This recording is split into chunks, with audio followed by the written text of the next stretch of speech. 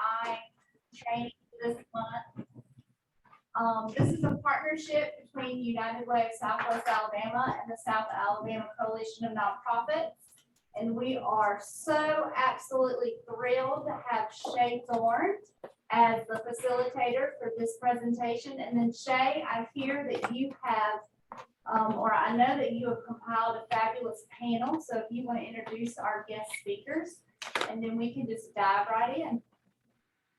Absolutely, that sounds great. Thank you so much, everyone. I'm going to go ahead and share my screen. Okay, how's that? Can everyone see that? Yep, I can. Cool beans, awesome. All right, let me move this out of the way. Awesome.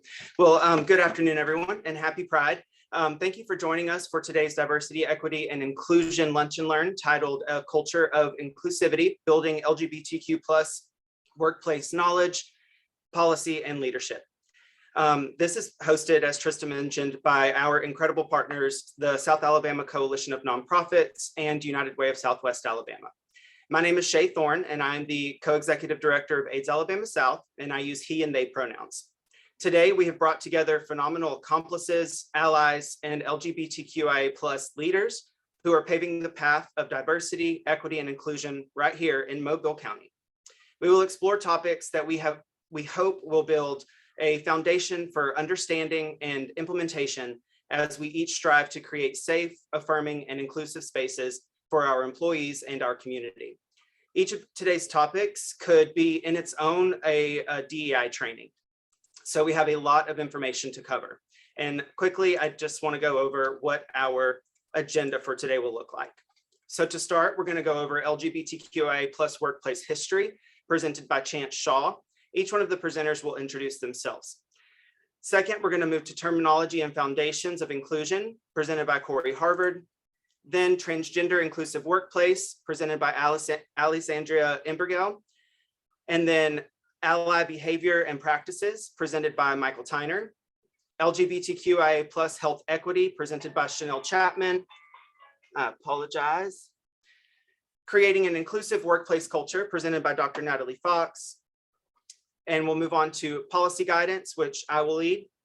And then we hope to have enough time to end with a City of Mobile LGBTQ liaisons update and a short Q&A for all of our panelists today.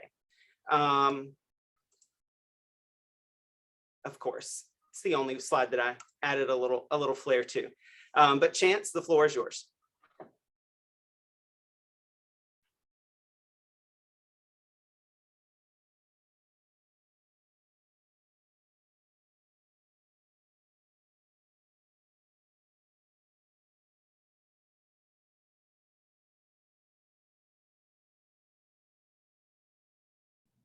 Chance, you're on mute.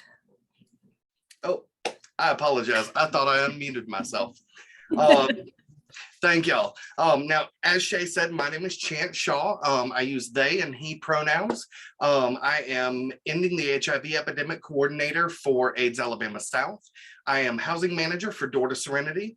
I'm also executive director of Rainbow Pride of Mobile, formed with a merger of Rainbow Mobile and Mob Pride. So today we're going to start with a brief history of LGBTQ plus inclusion in the workplace, which really is going to start with a lack thereof. So discrimination and oppression of queer identifying people can be dated back to pre-colonial era and continues today. And this means that LGBTQ plus discrimination goes back to before America's inception in the 1700s. It's applied to both colonist and enslaved individuals, and colonial law implemented drastic penalties for any expression of queer desires or non-traditional gender expression, leading to fines, exile, and even execution. There's a quote up at the top that Shay and I both love, and it's, "If history repeats itself and the unexpected always happens, how incapable must man be of learning from experience?" That's from George Bernard Shaw. So we're going to start in the 1600s. The earliest known person that we know persecuted for being LGBTQ is Richard Cornish of the Virginia colony, and he was tried and hanged for sodomy. In 1631, Massachusetts Bay General Court, in accordance with Puritan religious and moral beliefs, declared that the following were considered sex crimes and were punishable by whipping, banishment, or execution. And those were fornication, adultery, rape, and sodomy. And we know through history, sodomy has often been a code word for homosexual behavior. In 1649, Sarah White Norman and Mary Vincent Hammond are charged with lewd behavior, and they're pictured down here in this first picture of two women. They were charged in Plymouth, Massachusetts, and it's believed to be the first conviction for lesbian behavior in the New World. In 1778, Lieutenant Gotthold Frederick Ensslin of the Continental Army becomes the first documented service member to be dismissed from the US military for homosexuality. Then in 1789, Alada Equiana, who was a formerly enslaved person, publishes the interesting narrative of the life of Alada Equiana, or Gustavus Vasa, the African. It was one of the first widely read narratives of slave life at the time, and in it, he describes same-sex relationships he had with other men and the existence of same-sex relationships within the slave culture, since slaves were not allowed to marry. In 1861, Sarah Emma Edmonds changed her identity to a man named Franklin Thompson and joined the Union Army. She was one of 400 documented cases of women who dressed as men as part of the war effort. She changed back to her female identity after being wounded in the war and eventually married a man and raised 3 children. There's also in 1862, Jenny Hodgers, who disguised herself as a man named Albert Cashier, enlisted in the Union Army in Illinois, and fought for 3 years until the end of the war. Albert continued living as a man after the war. And then after the Civil War, we see the 14th Amendment, which was passed in 1868, and it provided African American and Black people the same protections, or it should, as their white counterparts. Because of this, the 14th Amendment then laid the foundation for civil rights that queer people could use as a guiding point.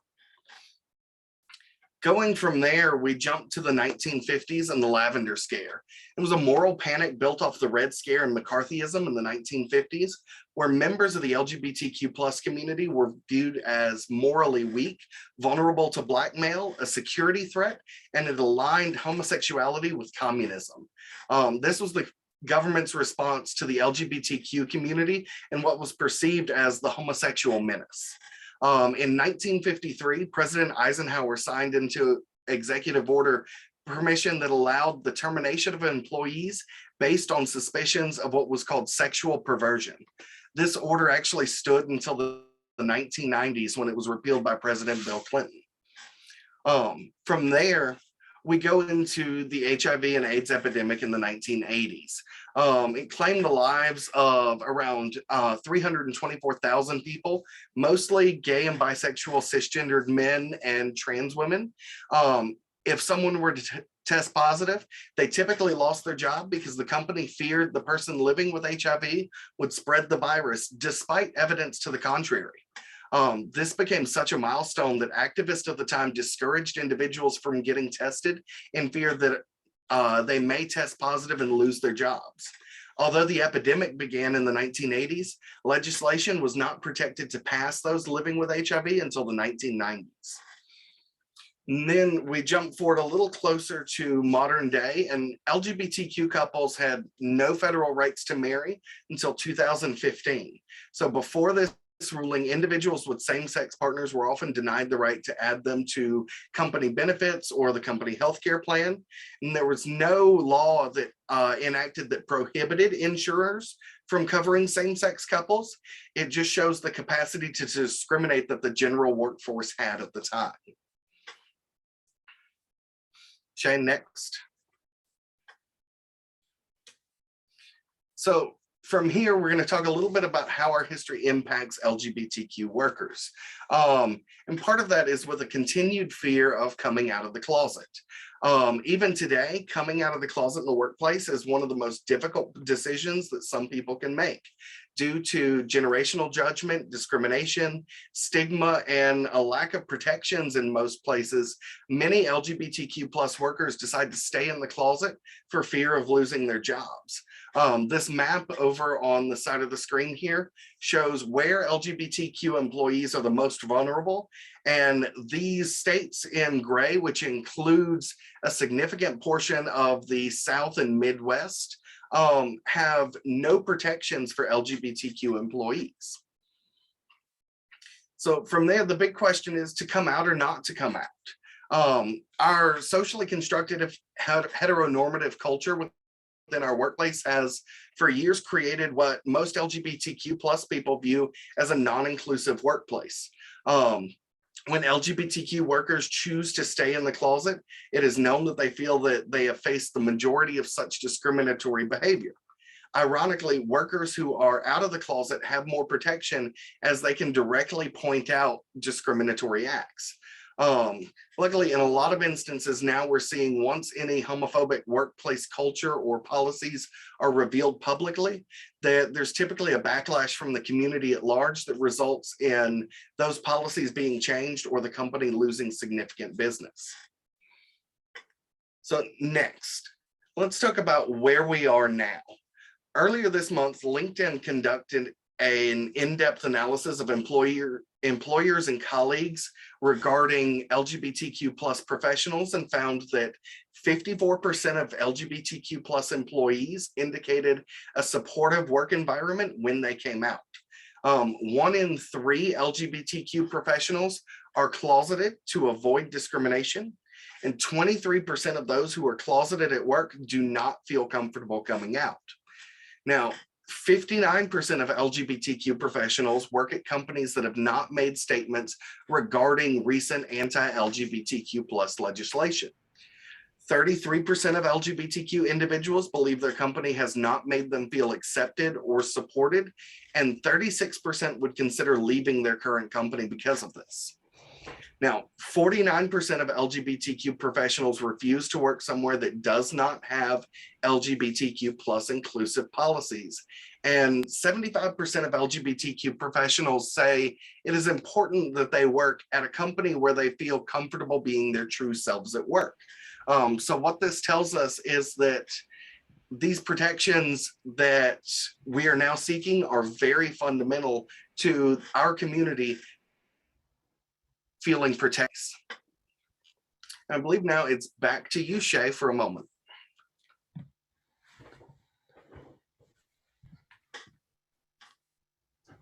All righty, thank you so much, Chance. That was wonderful. That's definitely going to set some foundational framework for what we're moving into next.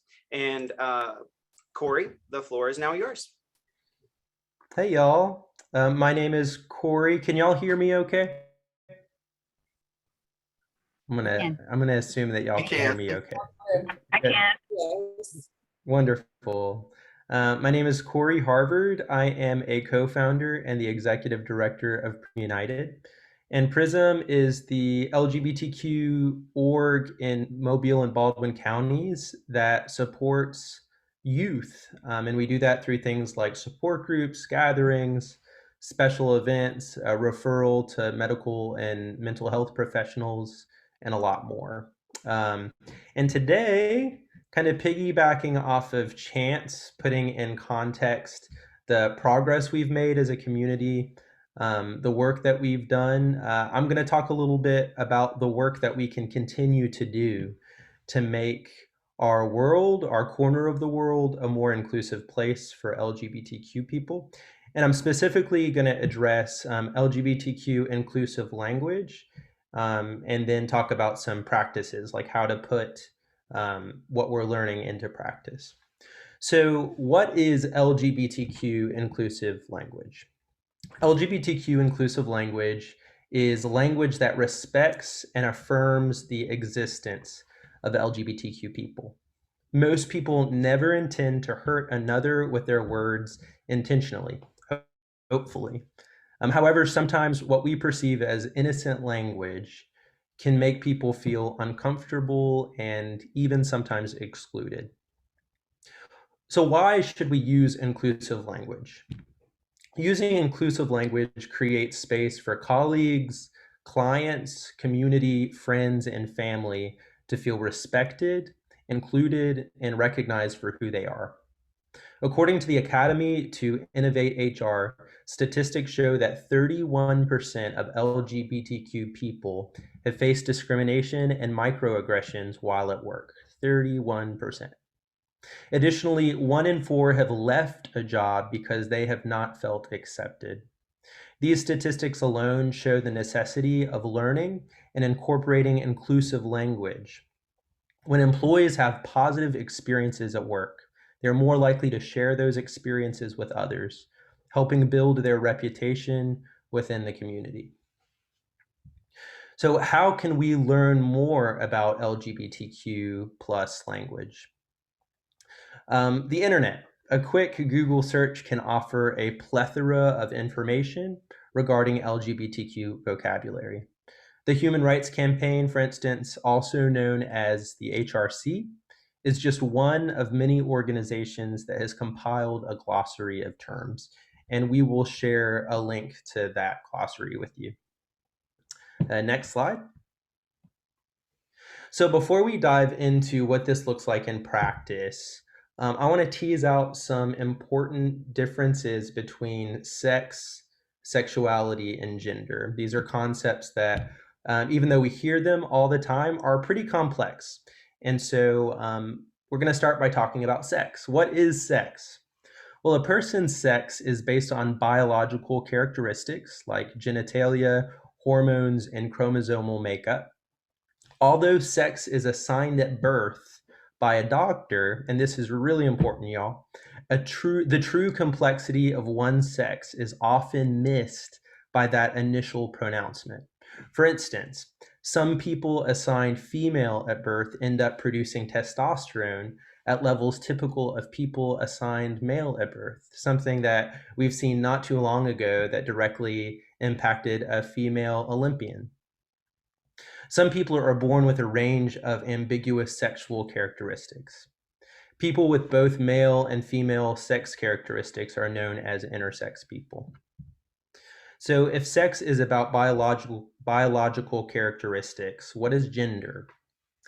Gender, unlike sex, is socially constructed. It refers to how people are socialized to carry out behavioral norms associated with one's sex. For instance, that blue is for boys, pink is for girls, that girls play with Barbie dolls and boys with action figures, and that girls should wear makeup and boys shouldn't. And as we all know, it turns out that social expectations don't always line up with personal experience. Sometimes a person's gender identity, that is, a person's sense of their own gender, doesn't align with the gendered expectations that are associated with their sex assigned at birth. For example, just because a person might be assigned male at birth doesn't mean that their gender identity will also be male. They could grow up identifying as a man, a woman, on a spectrum between these, or as neither. People express their gender in multiple ways, including through their physical appearance, their behavior, and other contextual things. So we've talked about sex, we've talked about gender. What about sexuality? Sexuality, a person's sexuality or sexual orientation refers to their romantic or sexual attraction to others. Like sex and gender, sexuality is complex and people experience it in many different ways. So now that we've teased apart some of the nuances between these concepts, I'm going to go ahead and jump into some ways that we can put the use of LGBTQ inclusive language to practice. So first, a note about things that we can steer clear of, language that is normative, in other words, language that conforms to gender expectations, that can be exclusive to people. So we can be more inclusive of LGBTQ people by removing these heteronormative assumptions from our speech when addressing groups of people or people that we don't know. So gendered language like ladies and gentlemen, guys and gals, husband, wife, boyfriend, and girlfriend. All of these risk either excluding or misidentifying people when we're speaking to groups of people, or again, people who we don't know. Also, using terms such as preference, as in sexual preference or preferred pronouns, implies that these things are a choice, even though that experience doesn't capture the experience of most people within the LGBTQ plus community. What can we say instead? Instead of ladies and gentlemen, we can try using gender neutral terms such as colleagues or team or people. Instead of maternity or paternity leave, we can use parental leave.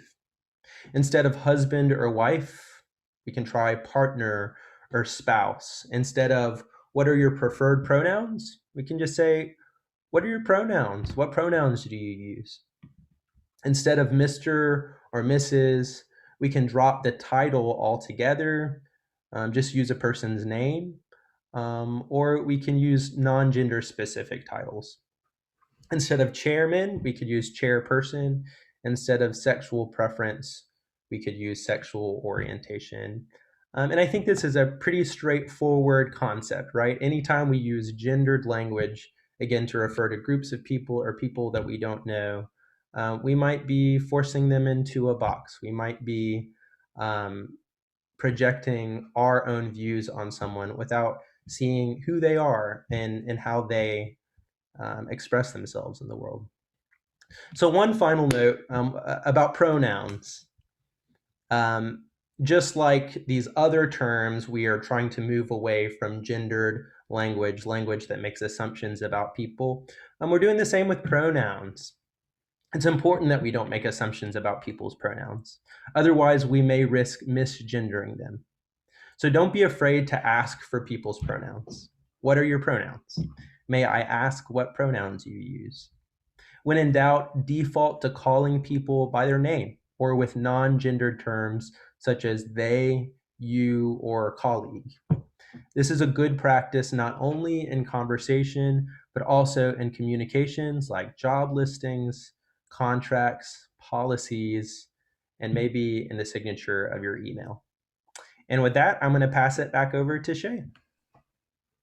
Awesome. Thank you so much, Corey. I just want to reiterate some of the things that Corey said. We believe that vocabulary, language, terminology, especially in regard to LGBTQ plus individuals, is extremely expansive. We know that, and it can sometimes be difficult, but learning is always difficult sometimes. There's a curve. And so give yourself the grace and the time to learn, but also really take the time to learn, because that's what's going to allow you to explore these other policies and practices that we're going to move forward with as we learn today. So next up is Alessandria Imbergill. Thanks so much, Shay. Hi, I'm Alessandria. I am a software developer with Gusto, and as a United Way of Southwest Alabama Project Blueprint graduate, I also serve on the boards of Prism United and Rainbow Pride of Mobile. I'm going to talk today about creating a transgender inclusive workplace, beginning with some of the unnecessary barriers that are faced by trans umbrella folk. The daily reality for many transgender and gender nonconforming people is that we face unnecessary barriers to inclusion in the workforce. For instance, imagine having to choose which bathroom you should use when living your truth in the face of work and societal related stigma, harassment, and discrimination. According to the Williams Institute, estimations of 1.4 million adults identify as transgender in the United States. And based on the numbers we're seeing, we can expect that to probably double or more with the upcoming generations. While many activists and trailblazers work daily to create awareness, the work sector now understands that it cannot claim LGBTQ plus diversity and inclusion without the implementation of equitable policies that provide support and protection for the trans population. Being transgender today also means facing the harsh reality of threats, increasingly high levels of deadly violence, and higher than normal rates of employment discrimination. Next slide. Inclusion is more than diverse spaces and workplaces. To eliminate barriers, stigma, workplace harassment, and discrimination, organizations must treat all employees equitably, especially in regard to opportunities, benefits, and day-to-day work life. Most employers focus more on sexual orientation-related diversity practices than they do on gender identity and expression.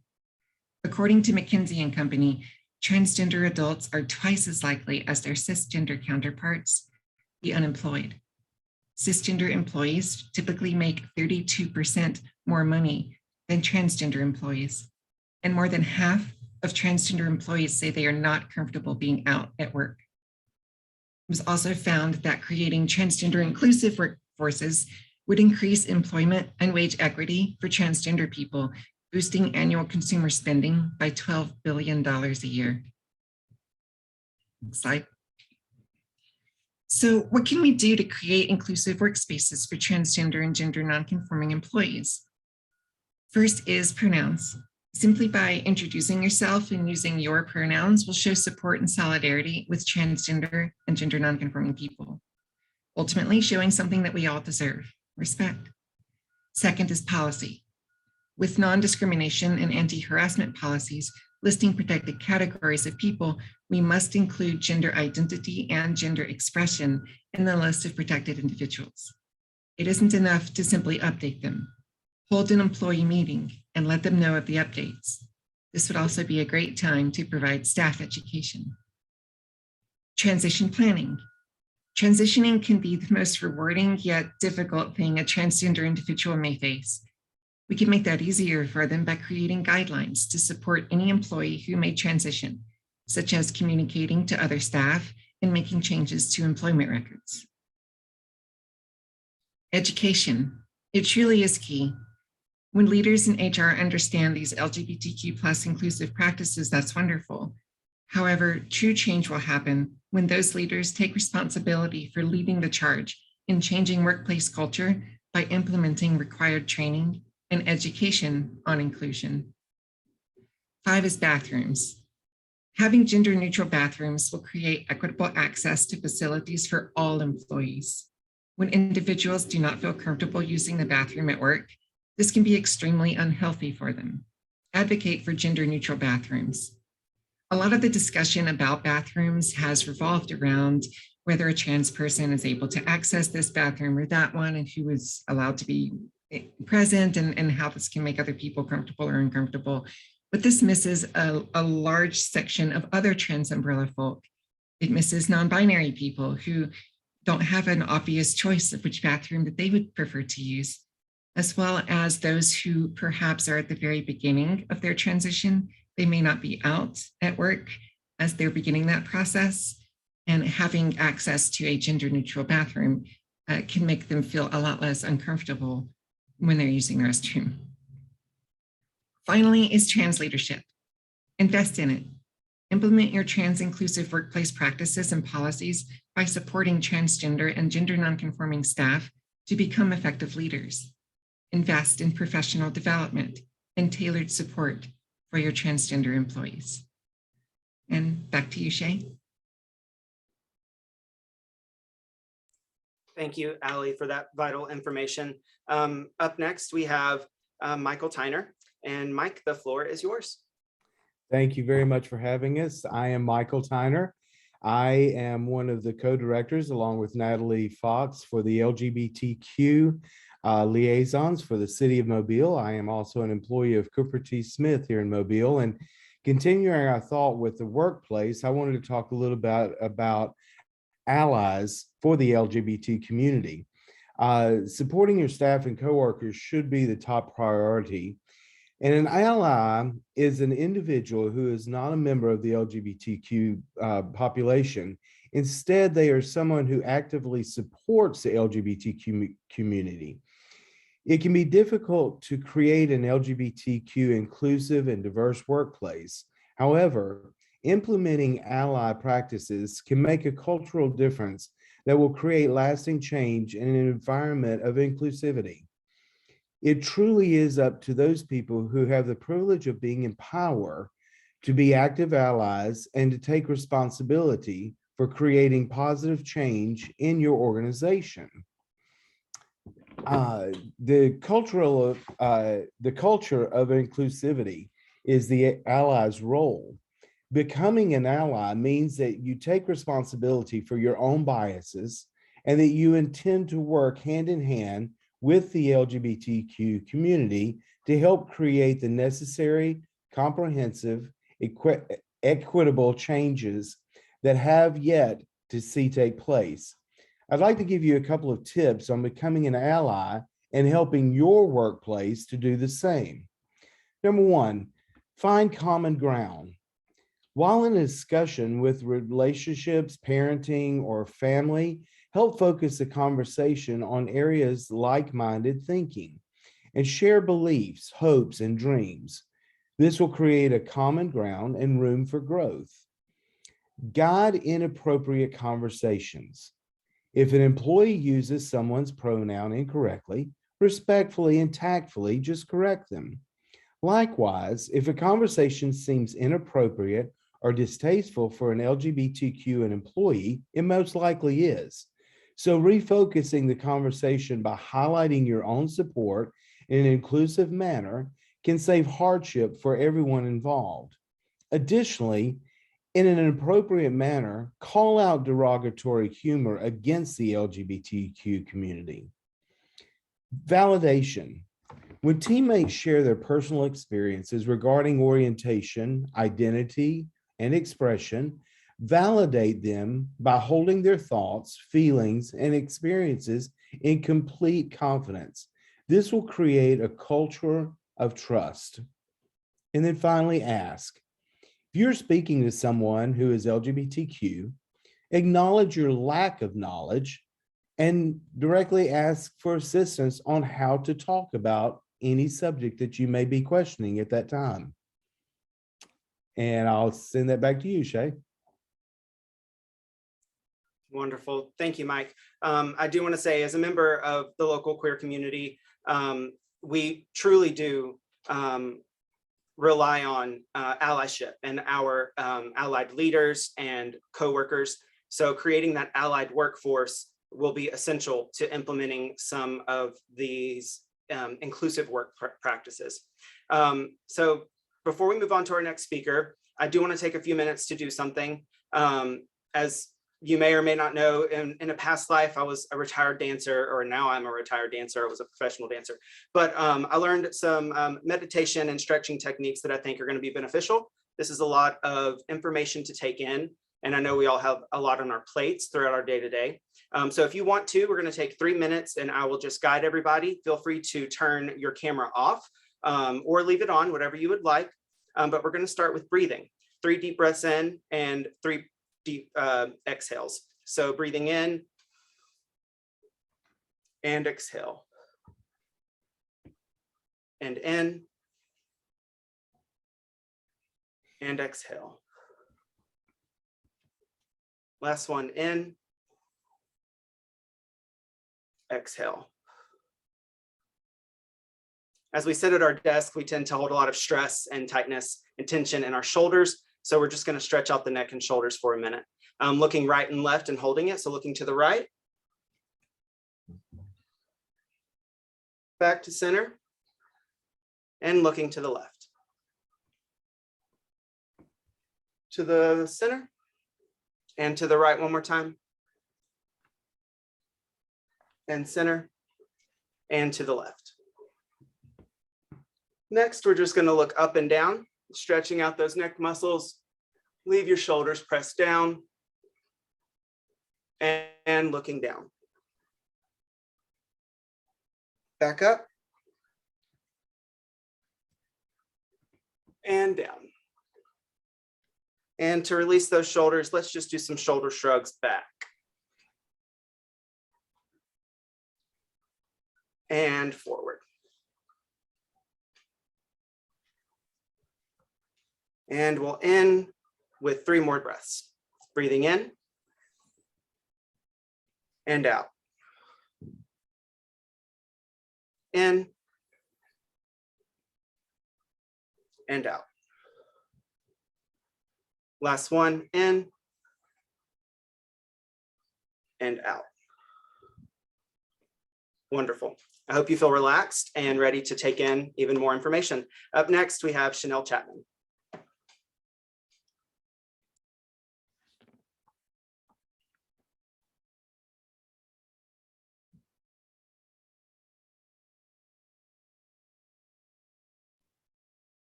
Chanel, you're on mute. All right, let's try that again. My name is Chanel Chapman. My pronouns are she, hers, and I am the EAT community educator at Lifelines Council. LGBTQIA plus health equity in the workforce. Slide, please.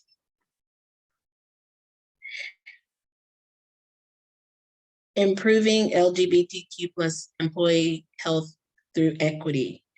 Recently, we have seen incredible strides in making access to care and health benefits more accessible and equitable, ultimately creating a more inclusive work environment for a diverse workforce. If you are not familiar with or part of the LGBTQ plus community, it is difficult to understand the inequities that they may face in regard to work-related benefits and offerings. Simply put, equity is the quality of being fair. To create equity, we must learn from those who face the brunt of inequity. With the COVID-19 pandemic highlighting health inequities, many LGBTQ plus employees' health and well-being suffered during this time, with more than 1 in every 3 indicating they faced health-related hardships during this time. I'd like to share some ideas on how we can make healthcare more equitable for members of our LGBTQ plus workforce. Is there a problem? Yes, there is. So we have to acknowledge that. Mental health challenges have become increasingly more prevalent, with Mercer reporting that 3 in 10 LGBTQ plus employees say they are extremely stressed. Additionally, 1 in every 10 LGBTQ plus worker has indicated that they are not in good health or are in poor health, while their counterparts show indications of only 1 in every 16 saying the same. Only half of the LGBTQ plus employees say they are highly energized at work. The proof is in the numbers from the research. There are health inequity problems, and we must acknowledge the reality to begin to positively change the future health of our LGBTQ plus employees. Next slide, please. Organizational evaluation. As employers and coworkers, we can play an impressive role in eliminating these disparities. With only 2 in 5 LGBTQ plus employees noting support from their employer during the pandemic as good or fair, the need to address a new health inequity strategy is imperative. We suggest gathering data on how your organization performed during the pandemic from your employees. Are there gaps? The LGBTQ plus employees can sometimes have differing healthcare needs than other employees. This can be properly addressed by focusing your attention on the inclusive language and coverage offerings, and by simply educating yourself. Addressing mental health from all fronts is vital to a functioning and productive workplace. Creating opportunities and coverage for basic well-being and mental health support and treatment is imperative in closing the equity gap. Lastly, consider flexible working arrangements. Your employees aren't comfortable at work due to LGBTQ plus related harassment or stigma, and you have no protections in place for them. Consider an altered schedule, for instance. Most of us found out during the pandemic that working from home was both efficient and safe. This could save your employees' mental health battles and create opportunities for a more equitable and inclusive workplace. Thank you. Thank you, Chanel. Up next is Dr. Natalie Fox. Thank you, Shay, and I'm excited to be here with all of you. So I'm Natalie Fox, she, her. As Mike said, I am one of the LGBTQ liaisons for the city of Mobile, and I hope at the end, Mike and I get a little bit of time to kind of talk about our roles with the city. I'm employed by USA Health. I am a licensed pediatric nurse practitioner, but my day-to-day work at USA Health is in healthcare administration. So I'm going to talk a little bit about creative and inclusive work culture, because we've all received a lot of information to take in about building an inclusive work culture so far in the workplace. And as you can see from this slide, there are many components to having an inclusive workforce. But we do need to ask ourselves, like, how do we define a company's culture? And workplace culture is really just as a definition, as an organization expression of its core values and identities into social customs and norms, business practices, and vibe. And cultural changes and improvements are necessary as we continue to grow and learn as a society. So what makes a healthy work culture? And again, as you see, there's a lot of components that comes together to make a healthy work culture. It has to do with flexibility, stability, independence, and interdependence. And so regardless of sexual orientation, gender identity, sexuality, or a healthy work culture benefits the entire staff, so everybody. And work-life harmony or a positive work environment, being a meaningful work experience where you have motivational leadership, these are all factors that are important because they increase work performance and employee engagement, retention, and productivity. And all of us have worked, and I'm sure different organizations throughout our careers where we have felt healthy workplace culture, and we have probably felt, unfortunately, unhealthy workplace culture. But these factors and benefits feed directly in what we've learned today about enhancing our work cultures to benefit all employees, not just some employees. And in fact, hiring a diverse workforce is pretty meaningless if your employees don't feel free to be their authentic selves. So what can you do? So there's some key little, 3 things that I'm going to kind of talk about, ways that you can create an inclusive and equitable work culture that will allow your employees to enjoy coming to work and being at work and thrive at work. So one of the first things to do is kind of what Corey talked about, normalizing pronoun usage. This is quite possibly the easiest way to make somebody feel comfortable. And it allows the individual to immediately see that you have an inclusive mindset. So one simple thing, just like Corey said, was adding pronouns to your email tag. In line, we must ensure that the information that our employees fill out in a hiring process include all gender identities, not just male, female, and other. So like on your forms where you actually have employees like sign up for things, a lot of times there's a lot of bias on those forms towards gender identity. So take a look at any of the forms that your employees have to fill out. Because grouping these individuals who do not identify as either male or female is problematic, to say the least. The second thing you can do is give your employees voice and the ability to remain anonymous. So the fear of intolerance towards LGBTQ plus individuals is common. And considering what the LGBTQ community has been through in its history, like Chance went over, and in present day, can lead to a fear of speaking up and actually being heard. So if you provide a place for your employees to be able to speak up, and you provide a tool where it can be anonymous, things can be sent directly to HR, this will show that you care and that you're there for your employee and you're listening. The third thing you can do is measure. Measure what matters. So measure inclusion by implementing surveys. Ask your employees for input, right? Like what we're talking about as the employees, like we're giving you a lot of ideas, but the real value of what you can do is going to come for the employees that work in your company.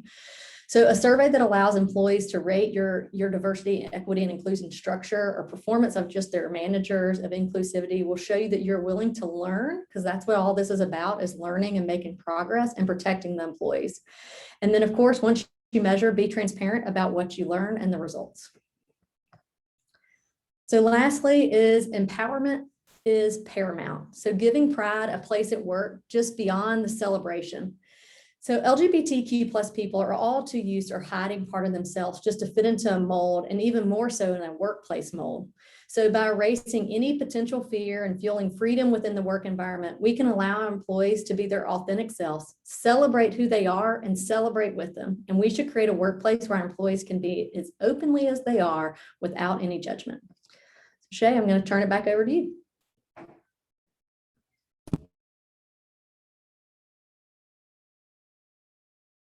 You're muted, Shay. Thank you. I appreciate that. Now it was me. Thank you, Natalie. Amy, I saw your question in the chat and I can absolutely share one with you. I'm going to write a note down because my memory is horrible. All right.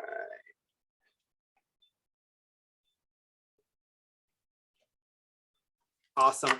So as I mentioned earlier, my name is Shay Thorne, Co-Executive Director of AIDS Alabama South, Executive Director of our Comprehensive Sexual Health Clinic, Shell Health.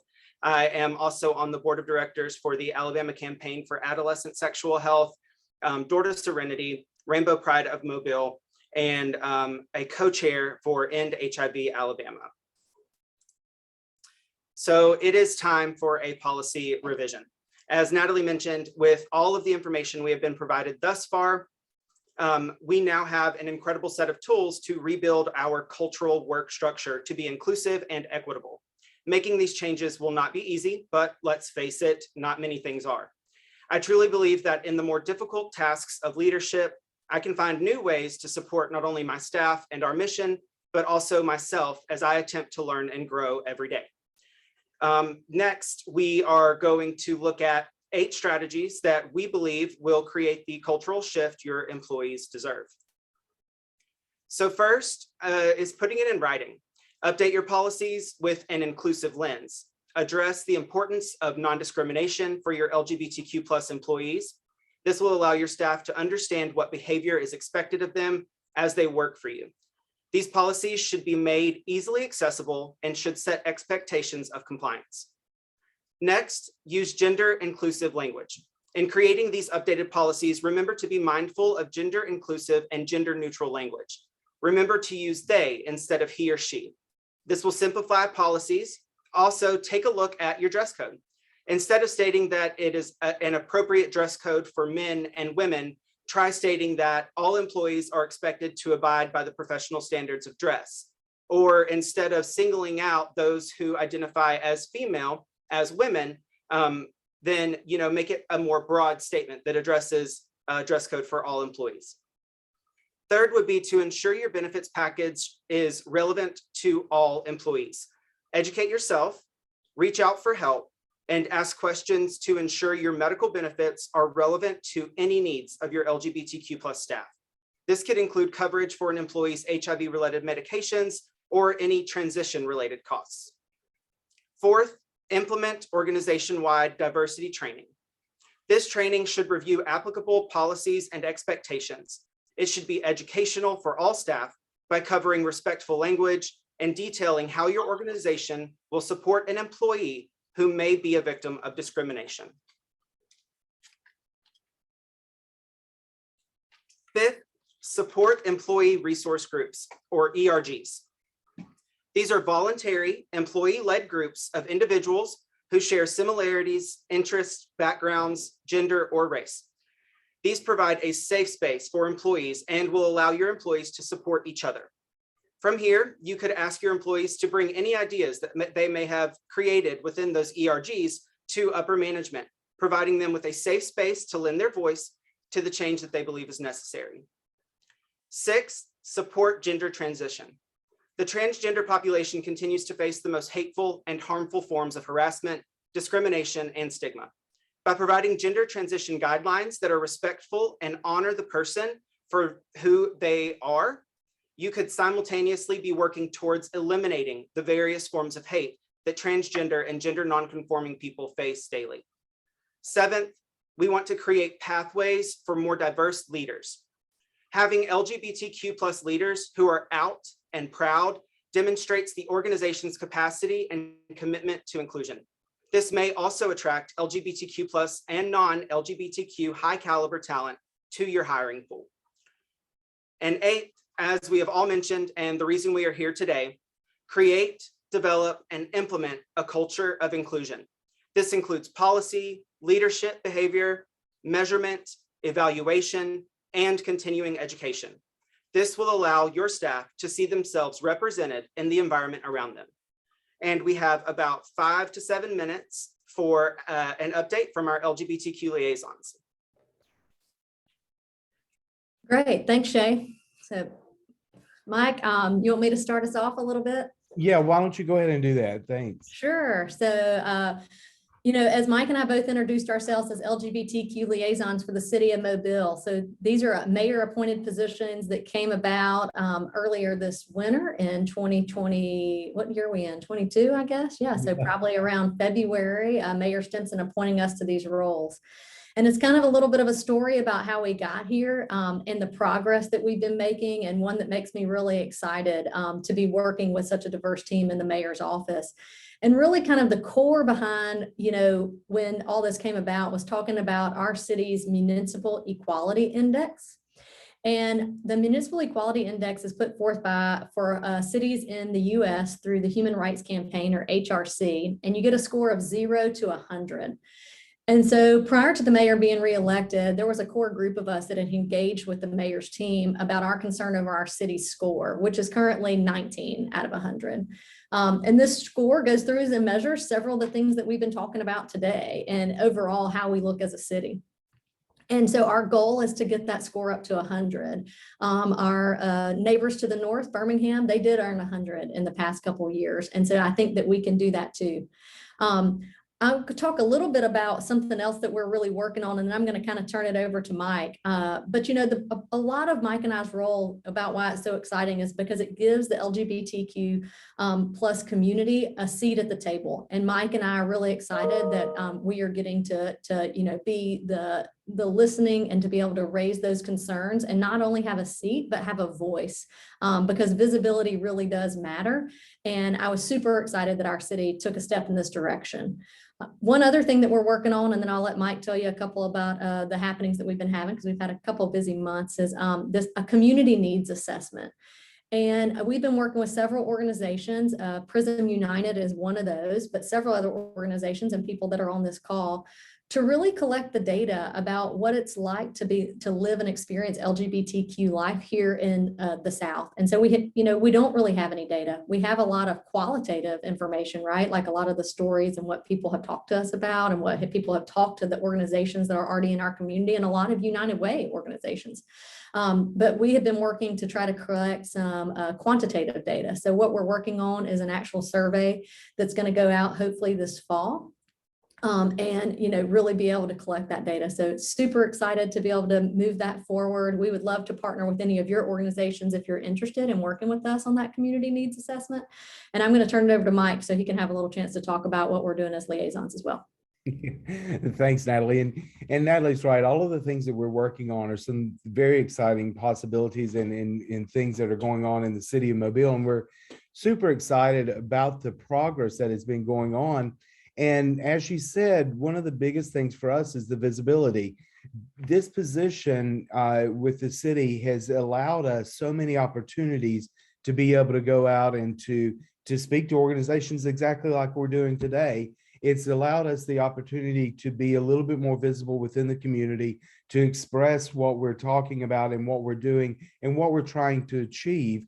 And it's been great to know that our community has stood behind us so much. We've had so many different opportunities with Parks and Recreation holding the one of the largest art walks this past June, when it was the emphasis on the LGBTQ pride. And so that was a huge event for us.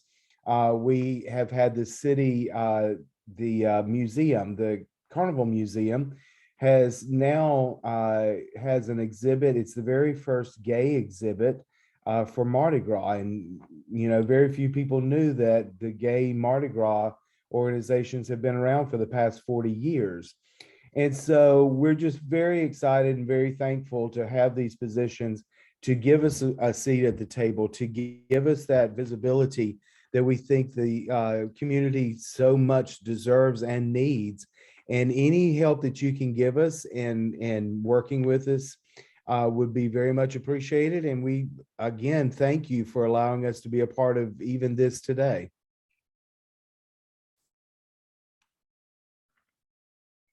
Wonderful. Thank you guys so much.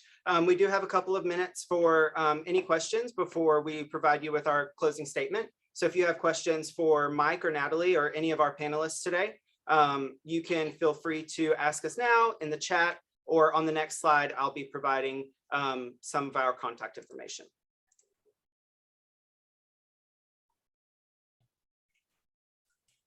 Shay, this is Jill Chenoweth with the United Way of Southwest Alabama. Thank you all so much to everyone who presented today. It was very informative. We're going to be looking back at our policies and procedures and making sure that we are compliant and that we do everything we can to make everyone feel comfortable in our workplace. But thank you all for your time. This was a lovely presentation, and we appreciate everyone who attended also. Thank you so much, Jill.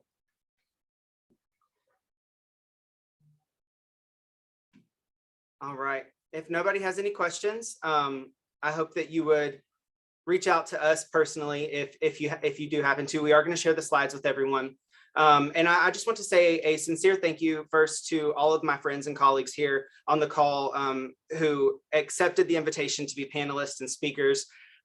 Whenever Jill reached out to me to facilitate this conversation and create this training, I was overjoyed. And I think that joy went in a lot of directions. And Mike and Natalie and I met, and we kind of thought we had an idea or a plan of what we wanted to do, but we didn't want it to be like every other training that we all have to sit through relentlessly. And so we finally came to this layout. And I think this was the most impactful way that we could all learn together and lend our voices. And I think one of the most vital pieces of information that I'd like for everyone to take from today is to center the voices of LGBTQ plus employees within your workforce to make sure, like Jill said, that you have a high caliber level of equality and inclusion within your policies and work practices and work culture. So we want to thank each and every one of you for joining in on today's Diversity, Equity, and Inclusion Lunch and Learn. There's no coincidence that this training has taken place during Pride Month. That is a direct representation of United Way of Southwest Alabama's commitment to an inclusive and equitable environment for their employees, their partner agencies, and all of our community. We hope that you will utilize this information to help create the culture your employees deserve and help create an everlasting sense of inclusion and equity within Southwest Alabama. If you have any questions or would like our slides, as I mentioned earlier, all of our contact information is listed here, and I'll be sending this out to everyone at the United Way of Southwest Alabama team to go out to all of our partnering agencies. Quickly before y'all go, we've got a poll. There's just 4 quick questions. If you take a second, and that way we can be sure that we get some evaluation and moving forward. So I'm going to throw it up. And if you would, does everybody see it? Yes. Cool.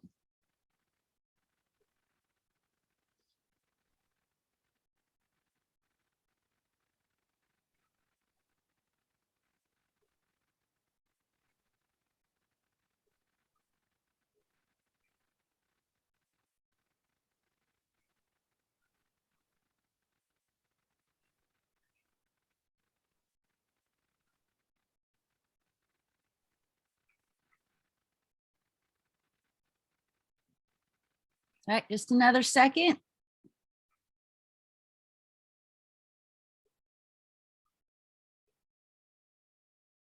All right, I'm closing out.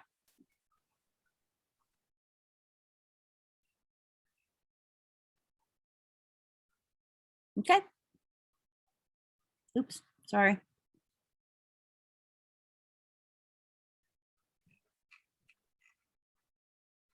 Trista, do you have any final thoughts? Prescription. But looking at the price tag, at least you don't have. Can you hear me? I'm in the conference room with the United Way team. So just thank you all for joining us on the call. Oh yeah, and Shay and the panel, you guys are getting mad applause. We truly appreciate you in putting this together. This was phenomenal.